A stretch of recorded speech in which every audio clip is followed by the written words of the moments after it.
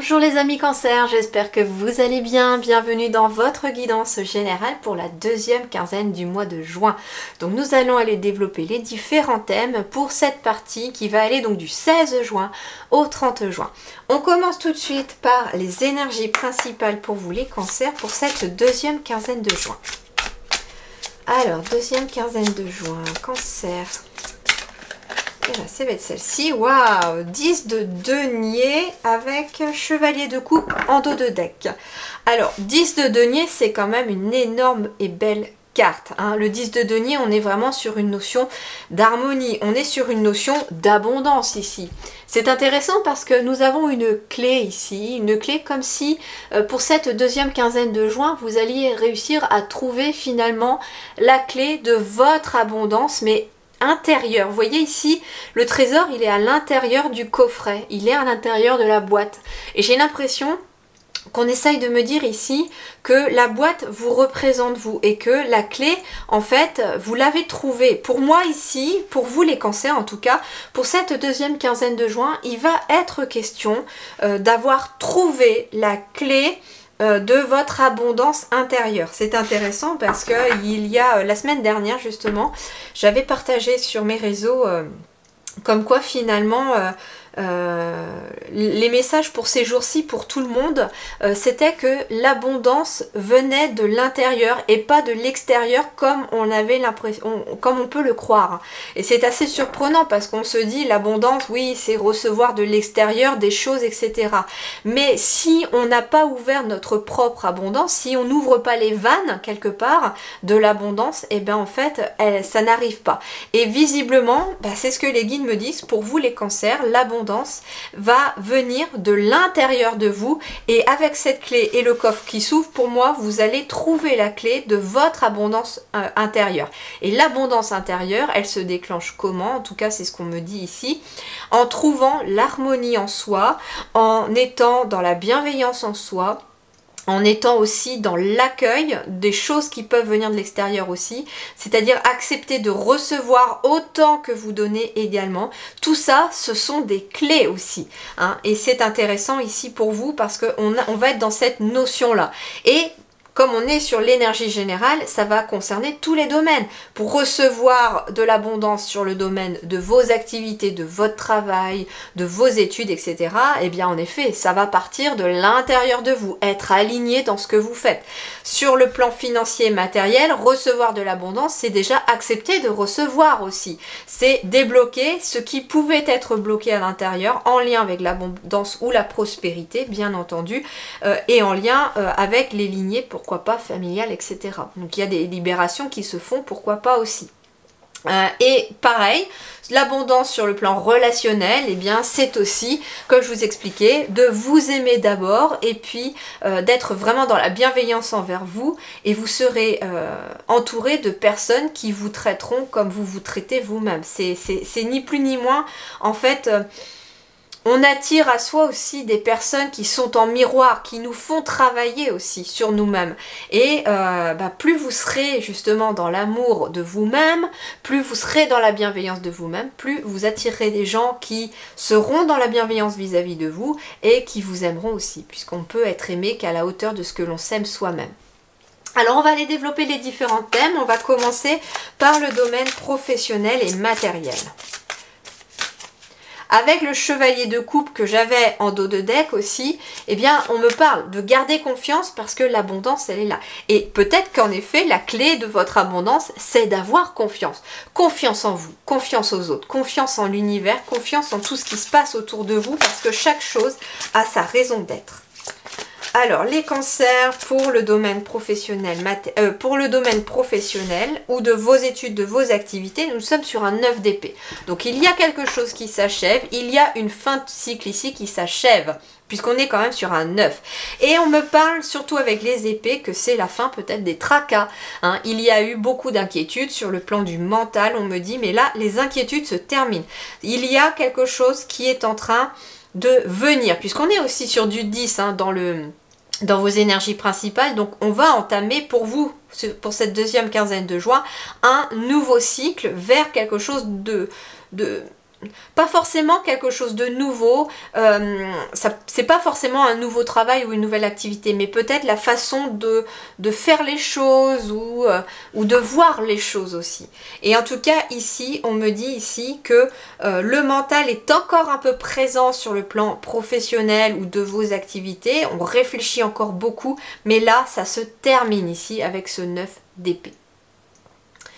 Le 9 d'épée, il vous demande aussi, pourquoi pas, de prendre le temps, pourquoi pas d'un moment de repos pour pouvoir analyser aussi ce qui éventuellement vous effraie dans une situation.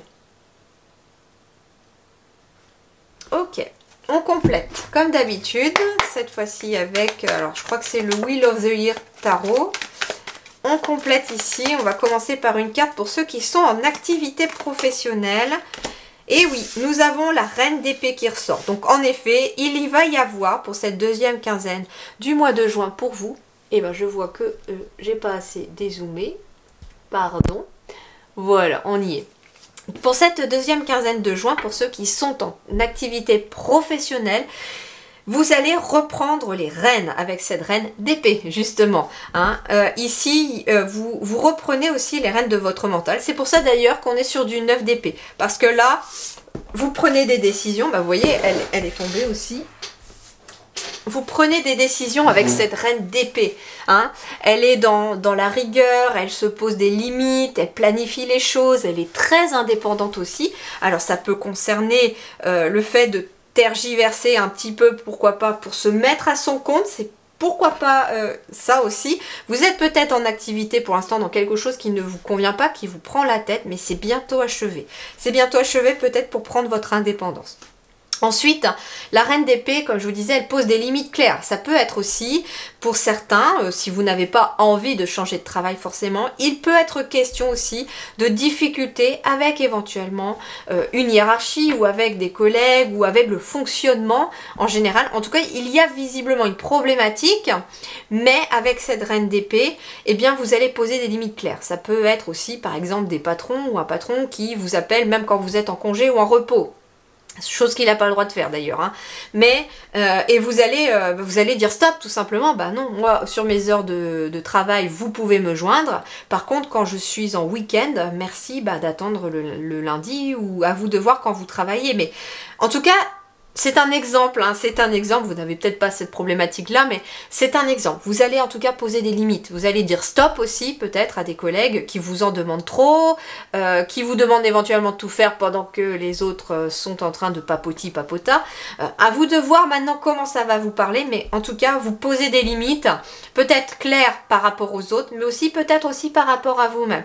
Il est aussi peut-être question d'être fatigué, hein, d'avoir besoin de repos parce qu'on a beaucoup donné. Et justement, l'abondance, elle est bloquée aussi tant qu'on ne se repose pas, tant qu'on ne prend pas soin de soi, tant qu'on n'est pas dans la bienveillance en soi. Donc, il va être question peut-être de lever le pied, ou comme je vous disais, la reine d'épée, c'est quelqu'un qui planifie les choses. Vous allez peut-être partir sur une nouvelle façon de faire, sur des nouvelles horaires éventuellement, ou des nouveaux horaires, pardon, plutôt. Ça peut être ça également. Allez, pour ceux qui sont sans activité professionnelle chez les cancers, ah bah là nous avons le roi d'épée. Alors on a la paire, la reine et le roi. Bon, ici même chose, hein, le roi d'épée, lui, il est dans l'équitable, dans l'équité, il est dans l'organisation également. Donc ça peut être ici, alors ça peut être quelqu'un, ce roi d'épée, qui vient justement vous sortir de ces tracas, hein, qui vient vous donner une solution, ou en tout cas faire émerger chez vous une solution. C'est tout à fait possible. Il peut être question d'un patron, hein, bien entendu, de quelqu'un qui est haut placé dans la hiérarchie, parce qu'on est quand même sur un roi. Et c'est un roi qui est juste, qui est équitable. C'est quelqu'un en tout cas qui pose les choses... ouais, c'est quelqu'un en tout cas de confiance visiblement ici. Alors ça peut être quelqu'un qui va vous aider à vous organiser aussi. Peut-être parce que voilà, vous êtes un petit peu pris dans le mental par rapport à un projet, par rapport à une activité, par rapport à vos études. Moi j'ai beaucoup de charge mentale, j'entends le mot charge mentale ici, j'ai beaucoup de charge mentale et on vous invite à déléguer. Alors ça peut être le conjoint, hein, pour quelqu'un qui par exemple serait au foyer, alors ça peut être un homme ou une femme, hein, d'accord, je ne sexualise pas les cartes ici, mais si vous êtes au foyer, que vous soyez papa au foyer ou maman au foyer, eh bien ça peut être tout simplement de déléguer un peu votre charge mentale aussi à votre conjoint ou à votre conjointe, hein. Il est question aussi, si l'autre peut faire quelques tâches aussi, c'est aussi le fait d'en parler, de demander de l'aide, de déléguer, d'accord? De ne pas tout assumer pour cette fin juin, parce que j'ai quelqu'un ici qui est un petit peu à saturation, j'ai l'impression. Et voilà, il ne faut pas que la soupape elle saute, et quelque part, on vous demande quelque part de déléguer éventuellement à votre conjoint ou à votre conjointe. Ça peut être quelqu'un aussi qui va venir vous aider peut-être à organiser une association, ça peut être ça, ou une activité. En tout cas, c'est quelqu'un qui vient éclairer un petit peu vos pensées. Alors, on va aller voir sur le plan financier et matériel pour vous les cancers pour cette deuxième quinzaine de juin. J'en ai trop. Deuxième quinzaine de juin pour les cancers. Reine de coupe. Bon, décidément, nous avons des reines, des rois pour vous, c'est plutôt pas mal. Alors, la reine de coupe, elle est dans la stabilité émotionnelle. Elle est à l'écoute, mais c'est aussi une carte qui symbolise l'abondance. Et en plus, je l'ai placée sous le 10 de denier. Donc, il est possible, en effet, que moi ce que j'entends, c'est que la reine de coupe, vous êtes justement à l'écoute de vos intuitions, de vos émotions, et c'est ce qui va attirer l'abondance matérielle, en tout cas chez vous. C'est ce que je vous disais tout simplement, vous attirez ce que vous vibrez, ce que vous pensez, et ce au niveau des émotions. Donc ça veut dire que si vous êtes dans l'inquiétude par rapport à vos finances, bah, vous allez bloquer cette abondance, et comme vous trouvez la clé, ça veut dire que vous réussissez à la débloquer. Et quelque part, la clé fait partie de vos émotions. C'en est une des clés, c'est les émotions. C'est que plus on se tracasse pour les finances, pour quelque chose de matériel, et ben plus les choses elles bloquent sur ce qui est financier et matériel. Si par contre on lâche prise sur la situation en se disant bon bah de toute façon c'est pas de mon fait, je n'ai pas le contrôle sur la situation, je ne peux que changer moi ma façon d'aborder cette situation, et bien dans ce cas-là les choses en effet vont un petit peu se modifier. Derrière, j'ai le 7 de coupe. Donc, en effet, il est peut-être aussi question d'un choix qui est à faire concernant quelque chose de matériel. Ça peut être un choix financier, mais ça peut être aussi un choix en lien avec un logement ou avec un lieu professionnel. Ça peut être en lien avec... on me dit avec une voiture, un véhicule, ça peut être en lien avec un voyage, des vacances, puisqu'on va quand même arriver sur la deuxième quinzaine de juin où il est peut-être question de choisir aussi sa destination de vacances, même si je pense que pour certains ça doit être déjà fait. Mais en tout cas, ce que l'on vous dit, c'est que si vous êtes face à un choix, parce qu'il y a plusieurs opportunités là avec ce 7 de coupe, il y a peut-être plusieurs possibilités, eh bien on vous dit... Fais le choix de tes émotions, de ton cœur par rapport aux possibilités. C'est ce qui va t'aider sur le plan matériel ou financier. Alors, je complète pour le matériel et financier. Eh bien, regardez, nous avons le 7 de coupe qui revient. Fantastique, j'adore quand ça se répond. Bon, en effet, hein, le 7 de coupe. Et là, vous voyez, sur cette carte-là, j'ai quelqu'un qui est très légère, très léger. J'essaye de faire le focus. J'ai un papillon qui symbolise la légèreté mais aussi la transformation. Et j'ai les 7 coupes ici sous ce cerf-volant qui nous indiquent éventuellement qu'il est question de plus de légèreté si on se laisse porter par des émotions positives. Donc en effet, par exemple, si vous êtes dans une optique de devoir choisir quelque chose par rapport à votre lieu de vie, que ce soit un nouveau lieu, quitter votre ancien lieu ou etc., eh bien faites le choix du cœur. Il est possible que par exemple, vous soyez... avec deux possibilités, deux maisons qui vous plaisent, vous ne savez pas laquelle choisir, ou les deux villes vous conviennent, mais voilà. Et bien allez vers celle qui vous donne le plus de baume au cœur, ou qui vous met des papillons dans le ventre. Voilà, c'est un exemple, bien entendu, hein, cet exemple de maison, mais vous transposez par rapport à votre situation. Toujours est-il que la clé de votre abondance matérielle et financière viendra de du fait de laisser des émotions devenir plus légères, de ne pas se laisser prendre par des émotions plus lourdes.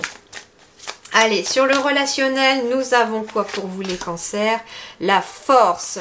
Bon, sur le plan relationnel, c'est très très solide. On a l'impératrice en dos de deck, donc on peut être sur des nouveaux projets aussi, qui vous donnent une certaine force, que vous soyez célibataire ou en couple. Ça peut être des projets de couple dans lesquels on puise une force, mais d'ailleurs, ça amène de la réussite, ces projets-là. Ça peut être quelqu'un qui est célibataire aussi, qui trouve la force aussi de commencer un nouveau projet, voire aussi une nouvelle relation, c'est ce qu'on me dit.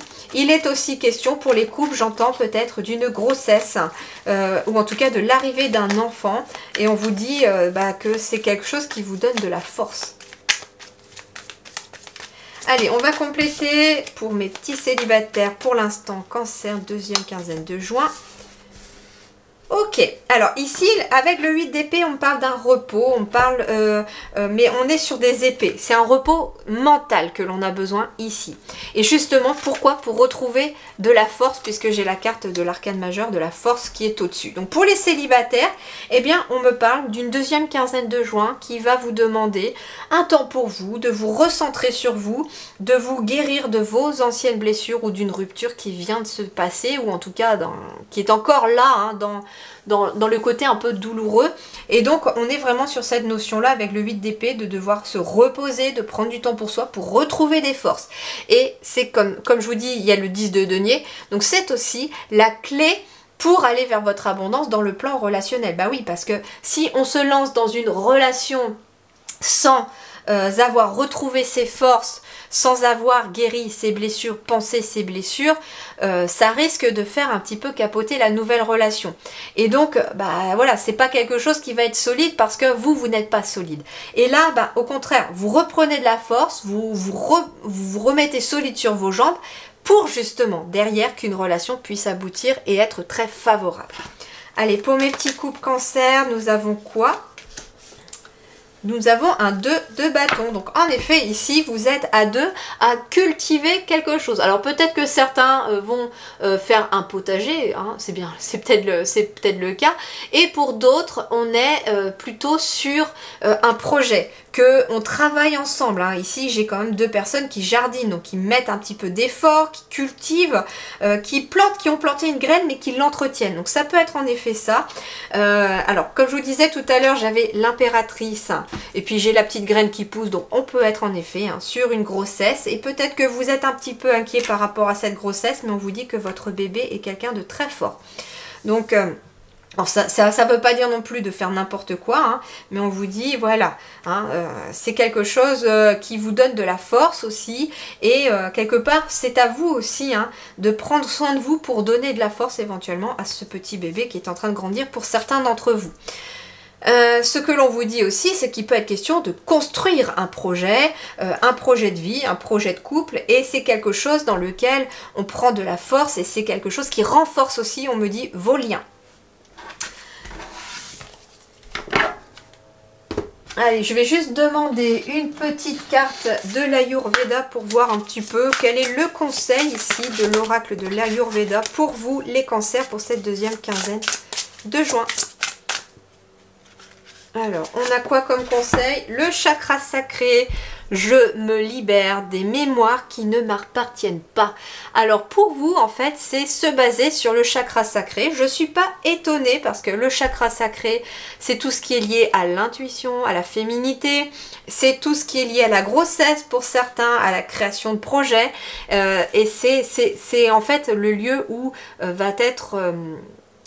en gestation vos projets ou une grossesse éventuellement. Donc en effet, prenez soin de votre chakra sacré, les amis cancer, pour cette deuxième quinzaine de juin.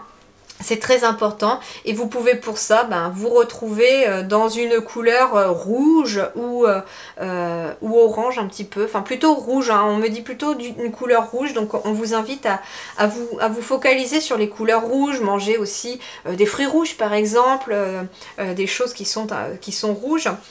C'est quelque chose qui va vous donner de la force aussi de l'intérieur.